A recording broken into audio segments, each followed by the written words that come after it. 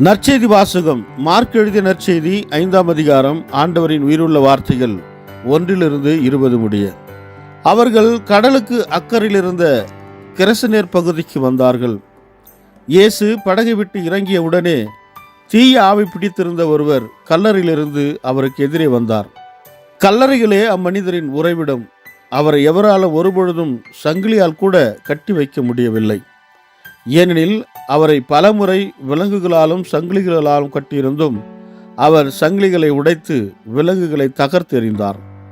எவராலும் அவரை அடக்க இயலவில்லை. அவர் இரவு பகலாய் எந்நேரமும் கல்லறைகளிலும் மலைகளிலும் கூச்சலிட்டு கொண்டிருந்தார். தம்மையே கற்களால் காயப்படுத்தி வந்தார். அவர் தொலையிலிருந்து இயேசுவை கண்டு ஓடி வந்து அவரை பணிந்து, இயேசுவே, உன்னத கடவுளின் மகனே, உமக்கு இங்கு என்ன வேலை? கடவுள் மேல் ஆணை, என்னை வதைக்க வேண்டாம் என்று உரத்த குரலில் கத்தினார். ஏனெனில் இயேசு அவரிடம், தீய ஆவியே, இந்த மனிதரை விட்டு போ என்று சொல்லியிருந்தார். அவர் அம்மனிதரிடம், உன் பெயர் என்ன என்று கேட்க, அவர், என் பெயர் லகியோன், ஏனெனில் நாங்கள் பலர் என்று சொல்லி அந்த பகுதியிலிருந்து எங்களை அனுப்பிவிட வேண்டாம் என்று அவரை வருந்தி வேண்டினார். அங்கே மலைப்பகுதியில் பன்றிகள் பெரும் கூட்டமாய் மேய்ந்து கொண்டிருந்தன.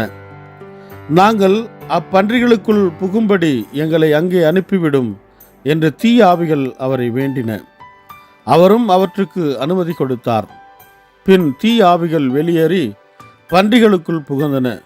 ஏறக்குறைய 2000 பன்றிகள் அடங்கிய அந்த கூட்டம் செங்குத்து பாறையிலிருந்து கடலில் பாய்ந்து விழுந்து மூழ்கியது. பன்றிகளை மேய்த்து கொண்டிருந்தவர்களோ ஓடிப்போய் நகரிலும் நாட்டுப்புறத்திலும் இதை அறிவித்தார்கள். நடந்தது என்னவென்று பார்க்க மக்கள் வந்தனர். அவர்கள் இயேசுவிடம் வந்தபோது பேய் பிடித்திருந்தவர், அதாவது லெகியோன் பிடித்திருந்த அவர் ஆடை அணிந்து அறிவு தெளிவுடன் அமர்ந்திருப்பதைக் கண்டு அச்சமுற்றார்கள். நடந்ததை பார்த்தவர்கள் போய் பேய் பிடித்திருந்தவரும் பன்றிகளுக்கும் நேரிட்டதை அவர்களுக்கு எடுத்துரைத்தார்கள். அப்பொழுது அவர்கள் தங்கள் பகுதியை விட்டு போய்விடுமாறு இயேசுவை வேண்டிக் கொண்டார்கள். அவர் படகில் ஏறியதும் பேய் பிடித்திருந்தவர் தாமும் அவரோடு கூட இருக்க வேண்டும் என்று அவரை வேண்டிக் கொண்டார். ஆனால் அவர் அதற்கு இசையாமல் அவரை பார்த்து, உமது வீட்டிற்கு போய் ஆண்டவர் உம்மீது இரக்கம் கொண்டு உமக்கு செய்ததெல்லாம் உறவினருக்கு அறிவியும் என்றார்.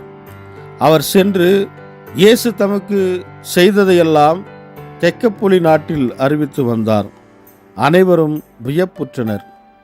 இது வாழ்வு தரும் கிறிஸ்துவின் நற்செய்தி. கிறிஸ்துவே உமக்கு புகழ்.